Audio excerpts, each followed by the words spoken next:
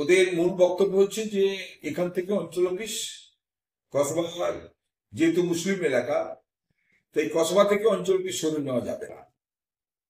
এটা ওদের একটা ইদানিং সময়ে এই কথাগুলো বলে অঞ্চল অফিসকে আটকানো শুরু হচ্ছে। দ্বিতীয়ত যে বিষয়টা, এখানে অঞ্চল অফিস সরিয়ে নিয়ে যাওয়া এর মূল বিষয়টা, সেটা হচ্ছে আজকের বিষয় নয়। 23/10/2017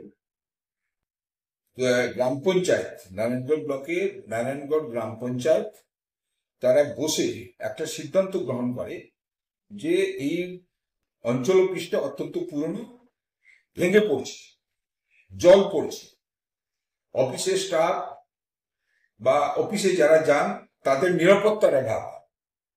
2017 সালে তারা একটা রেজুলেশন নেয়, এটা রেজুলেশন, এবং সেই রেজুলেশনে বলা হয় যে গ্রাম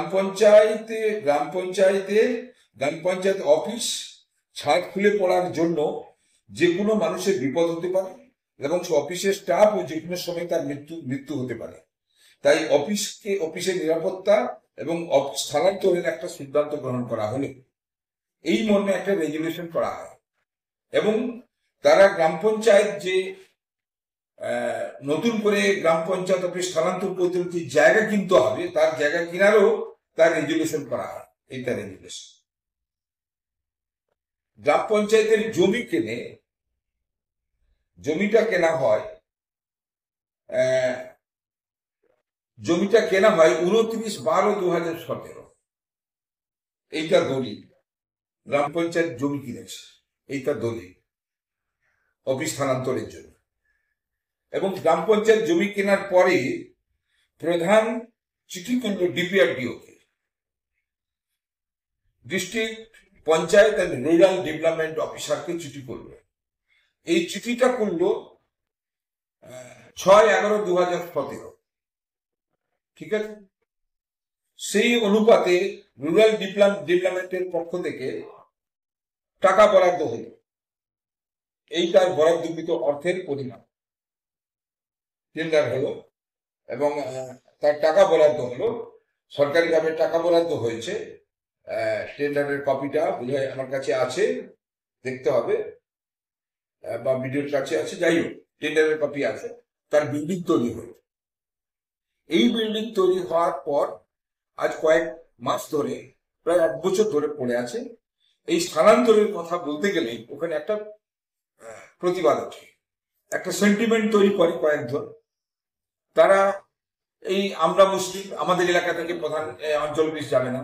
কিন্তু কসবাতে মুসলিম যেমন আছে, হিন্দু তেমনি আছে, আদিবাসী আছে, সব জাতির মানুষই আছে। ওখানে তো জাতির কোনো প্রশ্ন নেই। একটা অফিস কোথায় থাকবে না থাকবে সেটা জাতির কি আছে?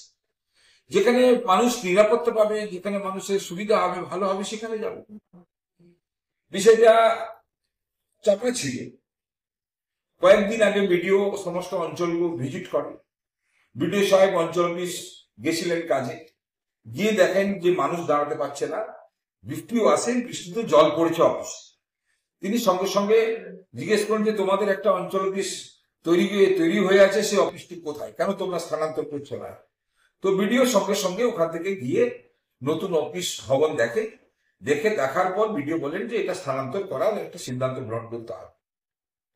তো বিডিও তার সিদ্ধান্ত নিয়েছেন সরকারিভাবে কিভাবে করবেন। আমি আজকে বিডিওর সঙ্গে কথা বলছিলাম, তো বিডিও বললেন যে আগে গ্রাম পঞ্চায়েতকে একটা রেজুলেশন করতে হবে যে আমরা স্থানান্তর করতে যাচ্ছি আগামীকাল বা পরশু। দ্বিতীয়ত, সেই রেজুলেশন কপি বিডিওর কাছে আসবে, বিডিও সেই কপি ডিএম কে পাঠাবেন বা ডিপিআরডিও কে পাঠাবেন, যেখানে পাঠানোর তিনি পাঠাবেন। এবারে সরকারিভাবে অনুমোদন পাবে, অনুমোদন পাওয়ার পর স্থানান্তরে যখন পারমিশন পাবে তখন স্থানান্তর। যারা বাধা দিচ্ছে এরা কারা? এবারে আমি বলি, এবারে এই বিষয়টা সম্পূর্ণভাবে প্রশাসনিক, এটা কোনো রাজনৈতিক ব্যাপার নয়। এবারে যারা বাধা দিচ্ছে, আমি যেটা ছবিতে দেখলাম, ভিডিও একটা ছেড়েছে, তার মধ্যে একজন বাদ দিলে বাকি ম্যাক্সিমাম জন একজন কন্ট্রাক্টর। তারা গ্রাম পঞ্চায়েতে কন্ট্রাক্টারি করেন, ওই গ্রাম পঞ্চায়েতে কন্ট্রাক্টারি করেন। কসবাতে প্রায় 7জন-8জন গ্রাম পঞ্চায়েতের কন্ট্রাক্টারি করেন। এটা নানান অভিযোগ আছে। এটা নিয়ে নানান অভিযোগ আছে যে অঞ্চল অফিসে মুখ হয় তুসুক হয়, যাই হোক আমি এগুলোকে ফ্যাক্টর মনে করছি না। যে তার ব্যবসা, যে কেউ তার ব্যবসা করতে পারে, তার ব্যবসার জন্য তার রাস্তা খোলা আছে, নিশ্চিতভাবে করবে।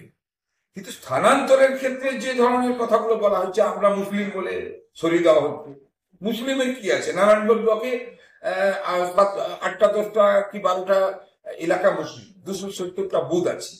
তো এখন ঘটনা হচ্ছে, আমরা তো কোনো জাতি নিয়ে রাজনীতি করি না, আমরা সর্বধর্মের সমন্বয়ে আমাদের দল, এবং আমরাও সেভাবেই করি, বা আমি বিধায়ক হিসেবে সেভাবেই করি। এবং মুসলিমরা আমার সব থেকে বড় প্রিয়, যারা মুসলিম আছেন তারা নানান অনুষ্ঠানে আমি তাদের আমন্ত্রিত হই, এবং তারা নিরাপত্তা বোধ করে আমার কাছে আসার জন্য। তো এটা একটা কোথাও একটা তাদের ব্যক্তিগত কোথাও একটা স্বার্থে ঘা লাগছে, তো সেটা নিয়ে তারা একটা প্রতিবাদ করার চেষ্টা করছে। তবে নিশ্চিতভাবে আমি তাদের বোঝাবো। ভিডিওকেও আমি আজকে বলেছি যে আপনি পারলে ওদেরকে ডাকুন, ডেকে আলোচনা করে কেন তাদের ভিউ কি কারণে ভিউ, যেখানে মানুষের জন্য অফিস, সেখানে মানুষ দাঁড়াতে পারছে না, মানুষ থাকতে পারছে না, অফিসের কর্মীরা নিরাপত্তার অভাব বোধ করছে, ছাদ খুলে পড়ে যাচ্ছে, জল পড়ছে। তো সেই জায়গার উপর দাঁড়িয়ে যদি নতুন ভবন তৈরি হয়ে যাচ্ছে, সেখানে ট্রান্সফার করতে গেলে তাদের ভিউ কি, সেটা আমি ওনাদেরকে ভিডিওকে বলেছি, আপনি ওদেরকে ডেকে কথা। আপনি বিধায়ক হিসাবে কি সিদ্ধান্ত নেবেন? আমি বিধায়ক হিসেবে একটাই সিদ্ধান্ত আমার, সেটা হচ্ছে, প্রথম কথা হচ্ছে, এটা আমার বিধায়কের জুরিডিকশনে পড়ে না, এটা সম্পূর্ণভাবে বিডিও এবং ডিএম এর জুরিডিকশন। একটা অফিস কোথায় হবে না হবে, যেমন পূর্বের সিদ্ধান্ত হয়ে আছে, সেই সিদ্ধান্ত আমি বিধায়ক হিসেবে কোনো নির্দেশ দিয়ে সরিয়ে দিতে পারি না। এটা সরানোর মালিক বিডিও, সরানোর মালিক ডিএম, সরানোর মালিক পঞ্চায়েত দপ্তর। তারা যদি মনে করে যে এখানে না থেকে ওখানে কমফোর্ট হবে, ভালো হবে। যারা বাধা দিচ্ছে ওদের ব্যক্তিগত পরিচয় কি? আমি একটু বললাম যে ব্যক্তিগত পরিচয় একজন দেখতে পাচ্ছি, তিনি রাজনীতির সঙ্গে খুব একটা বেশি যুক্ত নয়, মাঝে মাঝে তৃণমূল করেন, এবং কখনো কখনো তৃণমূলের বিপক্ষে যান, শেরিফ ভাই। আর যে কজন দেখতে পাচ্ছি, কিছু কন্ট্রাক্টর আছে, তার মধ্যে 2-1জন হয়তো মিলেমিশে সাধারণ পাবলিক থাকতে পারে। আমি পুরো ভিডিওতে দেখার সুযোগ হয়নি, কিন্তু আমি শুনেছি এরকম ধরনের একটা প্রতিবাদ হয়েছে। যাই হোক, আমার মনে হয় কসবার সমস্ত মুসলিম ভাই যারা আছেন, যে এটা সামগ্রিক মানুষের কথা চিন্তা করা উচিত, যেটা অফিসটা না, এটা গ্রাম পঞ্চায়েতের অফিস, এটা কোনো ব্যক্তিগত কারো কোনো অফিস নয়, বা কোনো সম্প্রদায়ের অফিস নয়। ফলে এটাকে সাম্প্রদায়িক তকমা লাগিয়ে বা সাম্প্রদায়িক কথা বলে আমাদের সংখ্যালঘু ভাইদের মধ্যে একটা মনোমালিন্য বা একটা পাঁচিল তুলে দেওয়ার চেষ্টা আমার মনে হয় এটা ঠিক।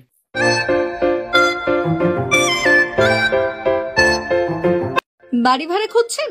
অফিস বা ব্যাংকের জন্য বাড়ি ভাড়া খুঁজলে আজই যোগাযোগ করুন। আপনার পছন্দের একেবারে বেলদা বাস স্ট্যান্ড সংলগ্ন এলাকায় বাড়ি ও অফিসের জন্য ভাড়া দেওয়া হবে।